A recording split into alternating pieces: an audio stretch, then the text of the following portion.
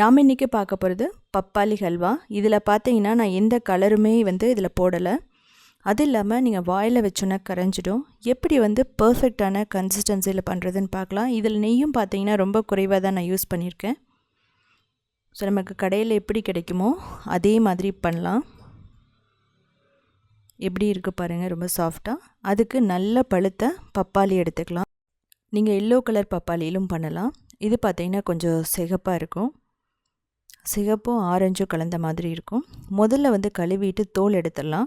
இது ரொம்ப பழுத்துட்டதுனால நம்மளால் தோல் எடுக்கவே முடியல. அப்படி இருந்தாலுமே தோல் எடுத்துட்டு பாருங்கள், நல்லா பழுத்துருச்சு. உள்ளே இருக்கிற விதை எடுத்துடணும். இந்த விதை அரைக்கும்போது நமக்கு வரக்கூடாது. கட் பண்ணதுக்கப்புறமா மிக்சியில் போட்டு நல்லா ஃபைனான ஒரு பியூரி மாதிரி நம்ம அரைச்சிக்கணும். ஸோ அப்படி அரைக்கும்போது தான் அந்த ஹல்வா பார்த்திங்கன்னா நல்லா ஷைனிங்காக வரும். இப்போது இந்த அளவுக்கு இருந்தால் ஓகே, தண்ணி ஊற்றக்கூடாது.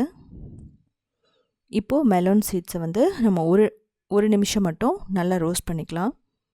இது இல்லைனாலும் நீங்கள் விட்டுறலாம். நீங்கள் முந்திரி, பாதாம், பிஸ்தா அப்படி ஏதாவது ஒன்று போட்டுக்கலாம். இப்போது நெய் 3 டேபிள் ஸ்பூன் நான் போடுறேன். அதுக்கப்புறமா அரைச்சி வச்ச பப்பாளியை போட்டுட்டு ஒரு 5 நிமிஷம் நல்லா மிக்ஸ் பண்ணிக்கிட்டே இருக்கணும். அதாவது அந்த பப்பாளியோட வாசனை போகிற வரைக்கும் இதை நல்லா வதக்கணும். ஸோ பாருங்கள், பப்பாளியோட ஒரிஜினல் கலரே நமக்கு நல்லாயிருக்கும். அதனால் கலர் போடணும்னு அவசியம் இல்லை. இப்போது நம்ம கார்ன்ஃப்ளவர் எடுத்துக்கலாம். ஒரு 1/4 கப் எடுத்துகிட்டு நல்லா தண்ணி ஊற்றிட்டு நல்லா கரைச்சி வச்சுக்கலாம். இதில் பார்த்திங்கன்னா கட்டி வரக்கூடாது. கட்டி இருந்தால் இந்த ஹல்வா நல்லா இருக்காது. இப்போது நமக்கு ஒரு 5 நிமிஷம் ஆயிடுச்சு. இப்போது இந்த கார்ன்ஃப்ளவர் மிக்சர் இதில் ஊற்றுறோம். ஊற்றிட்டு என்ன பண்ணணுன்னா நல்லா திக்காக வர வரைக்கும் நம்ம இதை மிக்ஸ் பண்ணிக்கிட்டே இருக்கணும். இடையில நீங்கள் நெய் ஊற்றிக்கலாம். நான் நெய் குறைவாக தான் யூஸ் பண்ணியிருக்கேன். நீங்கள் தேவைப்பட்டால் 1/2 கப் கூட ஊற்றிக்கலாம். டேஸ்ட் நெய் ஊற்றுற வரைக்கும் ரொம்ப சூப்பராக இருக்கும். நீங்கள் 1/4 கப் நெய் ஊற்றினாலும் நல்லாயிருக்கும், 1/2 கப் நெய் ஊற்றினாலும் நல்லாயிருக்கும். ஸோ நெய் எந்த அளவுக்கு ஊற்றுறோமோ அந்தளவுக்கு டேஸ்ட்டும் நல்லாயிருக்கும்.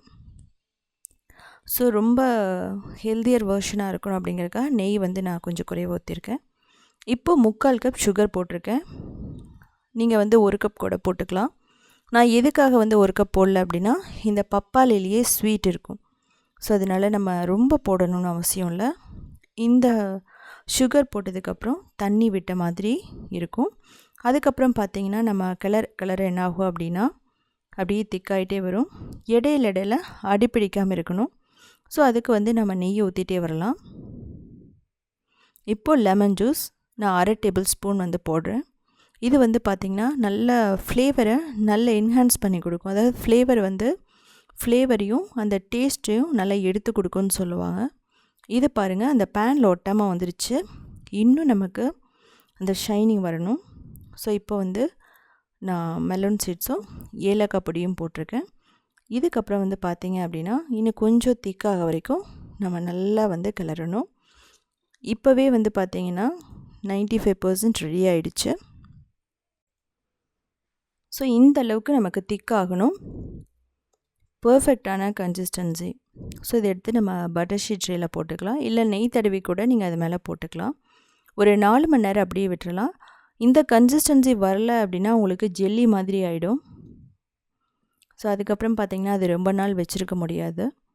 உங்களுக்கு அப்படி ஜெல்லி மாதிரி ஆயிடுச்சு அப்படின்னா டெசிகேட்டட் கோகோனட்டில் நீங்கள் என்ன பண்ணுங்கன்னா ஸ்ப்ரிங்கிள் பண்ணிவிட்டு அதில் டிப் பண்ணிவிட்டு எடுத்து வச்சுருங்க. இப்போ நமக்கு 4 மணி நேரத்துக்கு அப்புறம் நல்லா செட் ஆகிடுச்சு. இது ஃப்ரிட்ஜில் வைக்கணும்னு அவசியம் இல்லை. ஸோ பாருங்கள், ஸோ நமக்கு பர்ஃபெக்டாக கட்டெல்லாம் வருது. உங்களுக்கு எந்த சைஸில் எந்த ஷேப்பில் வேணாலும் நீங்கள் கட் பண்ணிக்கலாம். 1 வீக் வரைக்குமே பார்த்திங்கன்னா இது கெட்டு போகாது. இதில் பார்த்திங்கன்னா நீங்கள் தேங்காய் பால் ஊற்றி பண்ணலாம், ரொம்ப நல்லாயிருக்கும். இல்லைன்னா தேங்காய் எண்ணெய் பண்ணலாம். தேங்காய் எண்ணெயில் கார்ன்ஃப்ளவர் இல்லாமல் கூட நீங்கள் பண்ணலாம். ஸோ பர்ஃபெக்டாக நல்லா சாஃப்டாக இருக்குது. ஸோ இதுக்கு தேவையான பொருட்கள் அப்படின்னு பார்த்தா நான் முன்னாடியே கொடுத்துருக்கேன்.